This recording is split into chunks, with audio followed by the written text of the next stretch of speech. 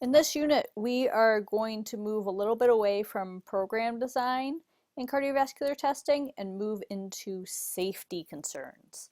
So normally before we decide to exercise with people, we're going to have a health history, we're going to have a liability waiver, we're going to have our PAR-Q. Those are some minimum standards that you really are expected to have. You can find examples in the back of your ACSM text as well as your NSCA text. So we're going to talk about exercise pre-participation and risk screening for a few minutes. So what's the purpose of this risk stratification? The goal is to develop the appropriate course of action with respect to medical examination needs prior to participation. So if a client comes in and they're ready to work with you and they're like, by the way, I have diabetes, I've had it my whole life, I'm type 1, but I'm ready to work out. Stop. That person is going to need a medical evaluation or at least a recommendation from their doctor in order for you to safely work with them and for you to understand their needs. So we're going to talk about some of those conditions that should make you stop. And just as a quick little story, one of my colleagues who's a trainer, this professional athlete came to him and said, "Hey, would you please train me?"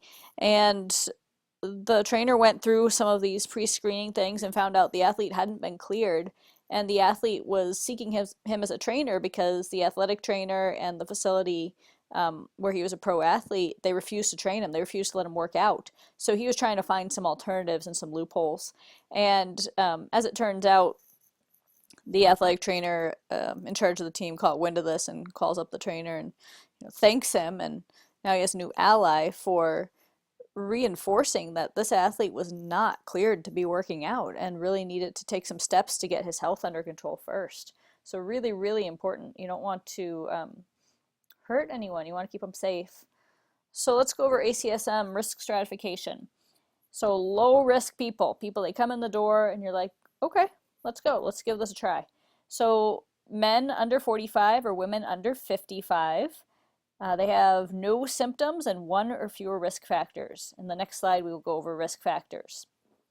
Moderate risk people, men over 45 or women over 55 that have not been working out regularly, or they have 2 or more risk factors. We'll go over those next. And high risk, basically any signs or symptoms or any known diseases of cardiovascular system, pulmonary system, or metabolic system. Of course, these are not your only risk factors. So if somebody comes in to work out and maybe they had a baby 2 weeks ago, that would be another reason to stop. Ask them if they've been cleared by their OBGYN, because that would be very unusual. Or if somebody comes in and they have terrible arthritis in their knees, it would certainly raise a flag of precaution. So these are not your only risks, but these are some risks that you really need to follow. These are the standards from the American College of Sports Medicine in terms of how health fitness professionals should be acting. So risk factors. 2 or more risk factors means that your client is at moderate risk, and we'll talk about why that moderate risk is important in a second. So family history. If the family has a history of a heart attack, coronary revascularization, sudden death before age 55, and there's some degrees, it needs to be a first degree relative, or 65 for a female relative. Smoking. If your client coming in, or a potential client coming in, is a cigarette smoker who's quit within the previous 6 months or is still smoking. Hypertension. If the systolic blood pressure has been 140 or the diastolic blood pressure has been 90 or more, confirmed on 2 measurements on 2 separate occasions, or if they are taking a medication to control their blood pressure. This is a positive risk factor. Hypercholesterolemia. If the total cholesterol is over 200 or the LDL is over 100 or the HDL is less than 40, this would be a positive risk factor. Impaired fasting glucose, if the blood glucose is 110, confirmed on 2 separate occasions, and I believe that has just been lowered to 100. Normally the doctor would be involved, or you'd have an endocrinologist involved, so the client would probably know this measure. They probably know they're being evaluated for it. Obesity, if a body mass index is greater than 30 or the waist circumference is more than 100 centimeters, this isn't an absolute factor. Obviously, if you have somebody who's very muscular and low body fat and their body mass index is still over 30, you can extinguish this risk factor and not count it when you're working with a real person. However, if you see it on a test, it is still, the answer is body mass index over 30. And sedentary lifestyle. If the person has not been participating in a regular exercise program most days of the week, then it's a positive risk factor. So if you add these up and they are 2 or more, your client's at moderate risk. Now, you could subtract a risk factor. If the HDL cholesterol is 60 or higher, you actually get to take a -1 in this category. So if I had, let's say I had a positive family history and I quit smoking 3 months ago and my HDL was 80, that would actually be the equivalent of 1 risk factor because I have a +2 and a -1. Let's move on to the high risks. We mentioned any signs and symptoms of cardiovascular or pulmonary disease. So pain in your chest, arm, jaw, any shortness of breath, any syncope, that means passing out, or dizziness, orthopnea, so if you stand up and you get a little dizzy, lightheaded, ankle edema, so swelling in your ankles, palpitations, which is your heart being irregular, tachycardia, resting heart rate over 100, intermittent claudication means pain in your, usually your legs with exertion, heart murmur, or unusual fatigue or shortness of breath with any typical activity. If you see these in your clients, they are classified as high risk. Stop and do not proceed unless there is a very reasonable cause for this that is not related to cardiovascular or pulmonary factors.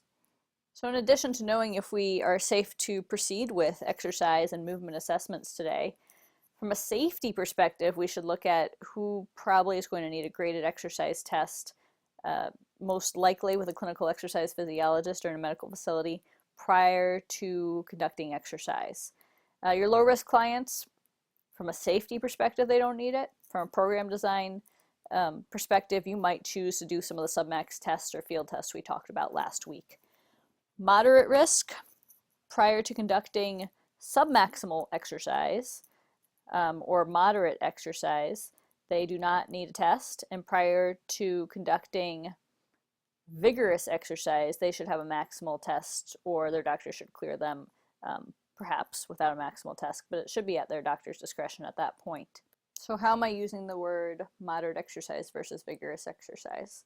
Moderate exercise is going to be an activity that's 3 to 6 METs, metabolic equivalents, or it is the equivalent of brisk walking at 3 to 4 miles an hour, versus vigorous activity would be harder than that. Your high-risk people, people with known disease or signs and symptoms of possible, perhaps undiagnosed disease, prior to conducting exercise programs with them, they should most likely receive a submaximal test. Usually let that be at their physician's discretion prior to participating in moderate exercise. And if they wish to participate in vigorous exercise, they should receive a maximal VO2 test, hopefully under a medical facility supervision. In both these cases where you see the maximal tests occur with the moderate and the high risk here, those do require a physician's supervision. This one does as well. So you cannot conduct those in a fitness facility. So I hope this has clarified some of the concepts on risk stratification and who needs exercise testing from a medical perspective versus last week we talked about from a program design perspective. And the reference used in creating this slide, and you will find more information here, is your ACSM text for this course. Thank you.